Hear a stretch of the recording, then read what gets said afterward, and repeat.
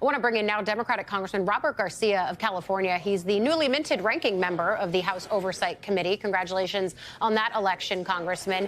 I wonder if Leader Jeffries, as we continue watching him here on the floor, gave any of you a heads up about what this magic minute would actually become here. Yeah, I mean, look, first, we're incredibly, obviously, proud of the leader. I've been in that chamber. We've all been with him there. He's been now at it, I think, for over 7 hours. And he's out there not just speaking against a horrific bill for the American public, but he's also giving and creating time for folks to flood these offices. Calls are going into members' offices. We understand there are people calling into some of these offices that you're all talking about from the Republican side.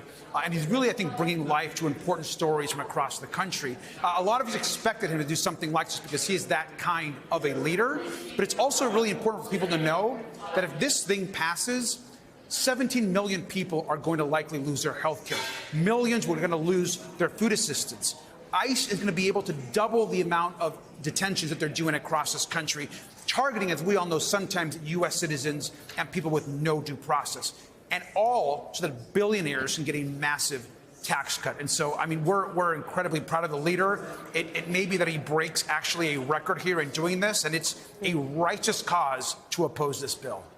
And there is, I think, a fascinating parallel for those of us nerds like me who love Congress to note that the record that he would be breaking, if he makes it, would be an 8-hour and 32-minute record set by Kevin McCarthy when he was in the minority leadership role back in 2021, and Democrats were in the process of doing their own reconciliation on Build Back Better, a very different kind of BBB legislation. But one key aspect of this bill is that some of the most painful spending cuts, you talked about them, Medicaid, food stamp changes, they don't actually kick in until after the midterm elections. So does that make it harder for Democrats to campaign against them? You're talking to people in theory and based on projections, not necessarily tangibles. Now, I think people know what's happening with this bill. It's been very clear. I think that folks understand, and we're being flooded even in our offices with folks that are scared. They don't want to lose their health care. They understand the stakes of this bill.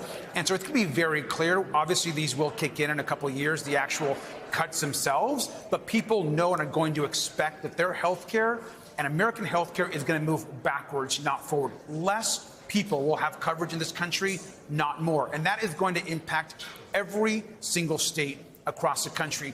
Governors and states are going to have to make very difficult decisions about who stays on their state plans and what is actually funded. And so it is crazy to me to think that these Republicans are willing to throw their own constituents' health care aside so that their richest constituents can get a tax cut, so that Elon Musk can get a bigger tax cut, so that larger corporations can save and get more money, yet nothing for lower income folks, for middle class families who are looking at losing not just this obviously healthcare piece, but also those that are on food assistance and so much else.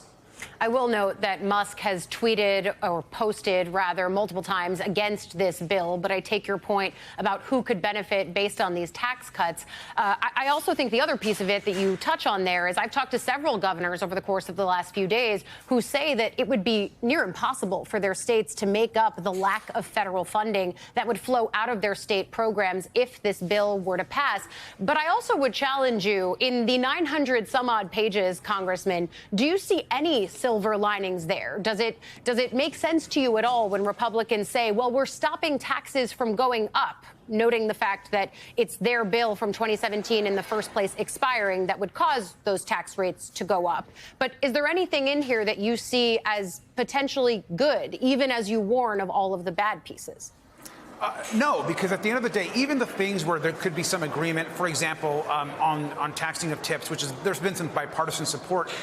It's not set up to be permanent. It goes away. It's complex for people to be able to report it. So even the pieces where Republicans are trying to actually create something where there could have been bipartisan support, they didn't work with Democrats. They did nothing to actually reach across the aisle. And at the end of the day, middle-income people get absolutely nothing in this bill.